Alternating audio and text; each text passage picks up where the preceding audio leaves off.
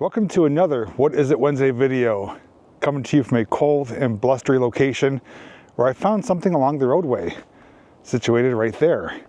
Is it an old home, an old store, or something else? Well, come along with me to find out on this What Is It Wednesday video.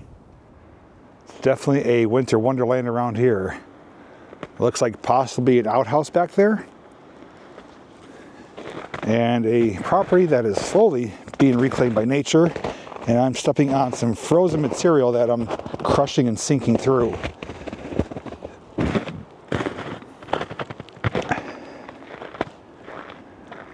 And I just noticed there is a posted sign on that door, but the door is open. So to do things the right way, we're not going to go inside, but we'll check around it and peer through the door. See some semi-modern floodlights there, and this would be the power meter would be. On a previous What Is It Wednesday video, I did mistakenly say that this is where the fuses would go. I was incorrect. That's where the actual meter would go. It would plug in to those prongs right there.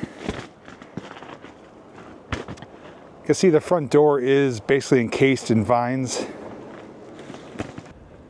and it looks like there's signs of some possibly knob and tube wiring up there on the top. Coming around this side of the structure, we can see that it's covered in shingles, or like that tar paper, like roofing material. I'm sure there's a proper name for that, but I bet you in the summertime though, this house is really difficult to see because you can see all the vines, probably ivy growing on it. And it's bare right now, obviously with the winter, but probably gets hidden pretty well. This looks like possibly an old antenna right here. Curtains in that window. And that window is bare, and I do see some contents inside.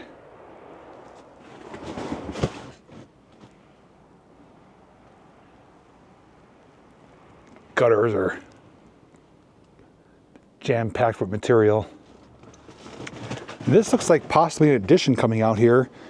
There's also some semi-modern, I should say modern, plumbing here, at least for the PVC piping. So this may be an addition, this part right here. Maybe hard to tell, but there is a depression right here. Maybe the location of a former outhouse. And as we come around the rear side, well, that window is busted out, and it's just a shade flapping in the wind. So we should be able to get a glimpse on the inside.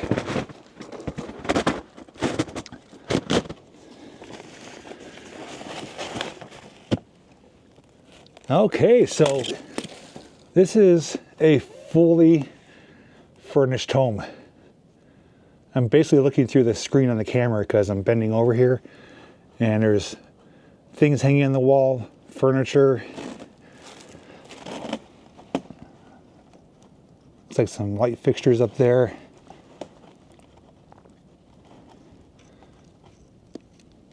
Not cleared out at all. It's like their life was left behind. Not sure what this is right in front of us here. It's like a big funnel. Let me see if I can zoom in a little bit for you here. It's like it was probably a religious person or religious family. And I think this would signify too, this is a residence, a family home, not a store.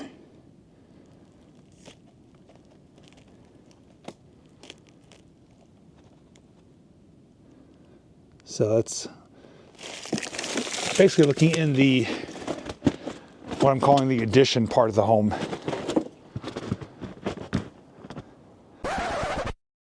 Well, the tour of the house is ending there, but it's not supposed to.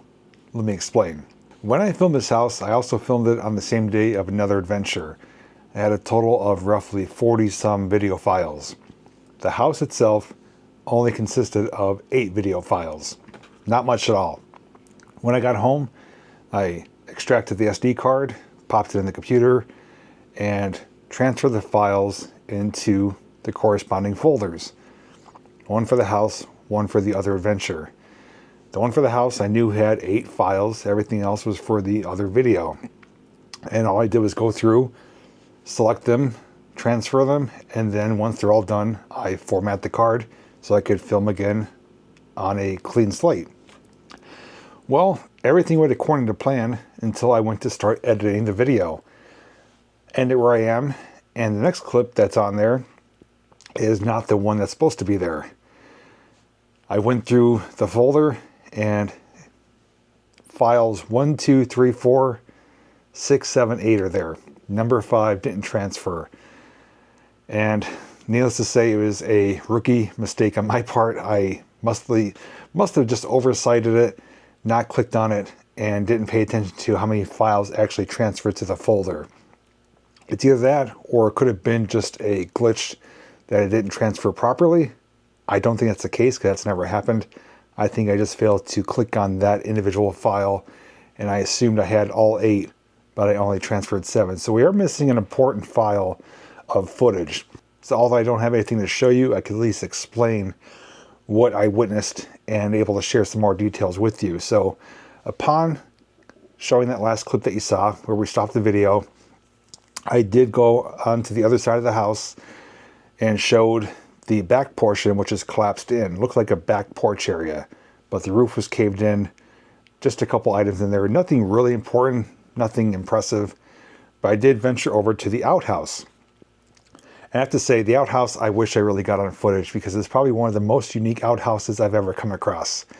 Not only did it have electricity with a light fixture, it had a toilet paper hole on walls, finished walls, and it had 2 powder blue toilet seats. That was my first time seeing an outhouse like that. It was really well done. And although it's primitive, you know, it is an outhouse, it was made to be as homey and as comfortable as possible. So first time ever having lights in there, finished walls, and a toilet paper holder on the wall, let alone 2 powder blue toilet seats. Coming around the other side of the house, there was a unit outside, which I think was either a furnace or a refrigerator unit. I couldn't really tell. It had a big fan on the top inside portion. It was all rusted out, but the door was propped open. Although the door is posted, it was propped open. I did show the camera in there. And on the kitchen counter right to the left, there is a stack of mail there, old mail. And on the counter across from it was dishes and plates, cups. And again, it's pretty much untouched. Left it how it was when they were last there. And there was a refrigerator there too, but there's also some holes in the floor, some weak spots, and some areas look like it was ready to just kind of collapse in. So I didn't venture inside, just stuck the camera in, but it was neat to see. While I was doing that though, I did hear a lot of noise across the street. There was a gentleman driving his Jeep on his property, which was all covered in snow and ice. And he was driving back and forth. Had me curious, I didn't think much of it, but he was driving back and forth while I was filming. After showing the inside of the kitchen, I did my outro, turned the camera off, and was heading back to my vehicle, where the gentleman who was driving that Jeep approached me. He's like, "Hey, just curious, what are you doing?" And I'm like, "Oh, I'm just getting some pictures and some video clips." He's like, "Oh, really?" He's like, "That was my family's house." Well, we got to talking for a bit, and I learned a lot of details that I didn't originally have when I was filming it. So although we did miss some footage of it, the next clip I'm going to play for you is my recap of the conversation I had with that gentleman. And I'm going to share with you in that clip what I did learn. I also did I shouldn't say I didn't forget to do an outro, but the outro I filmed obviously is not here because that file never transferred. So I just want to say in advance, thank you for watching. Hope you enjoyed the video, and be on the lookout for some more What Is It Wednesday videos. Now enjoy the following clip. Getting to an area a little bit quieter right along these train tracks here. So, strange turn of events. As I was filming, I did show you that gentleman or person across the street driving their Jeep on their property. It was making a lot of noise. I wanted to show you what it was. Well, when I wrapped up filming, he was at the end of the driveway there and approached me, and he was curious what I was doing. He introduced himself as the landowner of where he was riding his Jeep and said that that was my family's property. My family members were living there one time. He never lived there, but family members did. So it's his family's property, and no one's been living there for a good amount of time, but I learned quite a few really interesting things. He told me that at one time there were 7 people living in that little home. And he did confirm my suspicions that yes, there was an addition built onto the back to make more room for the people that were living there. So at one time, 7 family members lived in that little home. That home, though, was actually part of a working farm. They used to raise horses there. There used to be a barn there, a corral area, and a small pond. But the reason no one lives there anymore, and the reason they moved out, is because the well source, the water supply, ran dry. They had no more water. He said the last person that lived there was approximately 12 to 15 years ago, and they intentionally left it the way they did with everything left behind.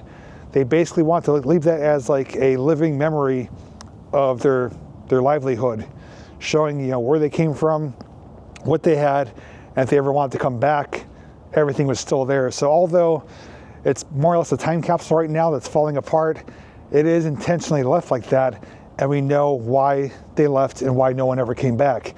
He actually offered the opportunity for me to go inside if I wanted to, but he said I would be really cautious because some areas are really weak. There is a basement. And he's like, I'd hate to see you fall through the floor or even fall into the basement because there's stuff everywhere in that house. He said one of the family members was a hoarder, so there's a lot of things left behind. So I was super grateful for the opportunity, but I declined to do that. I just didn't want to take the risk in getting hurt, especially with how cold it is. Things are going to be brittle, and I didn't want to have him worry about me getting hurt. But he was really helpful, really polite, really gracious, and he's like, take all the pictures you want. You know, he's like, if you want to go inside, go ahead. He's like, the outhouse is there. And I said, that's honestly one of the nicest outhouses I've ever seen. He's like, what do you mean? I said, because there's walls, there's a light fixture, there's a toilet paper holder, and 2 toilet seats. He's like, are you kidding? He's like, honest to God, I actually never looked inside of it. I'm like, take a look. You might be blown away. It's pretty neat. So that gentleman, super helpful, super grateful to allow me the opportunity to talk to him and to learn everything that we did, answered a lot of questions, and filled in a lot of blanks about what that property was and who actually lived there. And it turns out he actually worked for the Delaware and Hudson Railroad, so we got to talking about that too. I was probably talking to him for good over 30 minutes. Really nice guy, and learned a lot through talking with him, so just wanted to share that with you.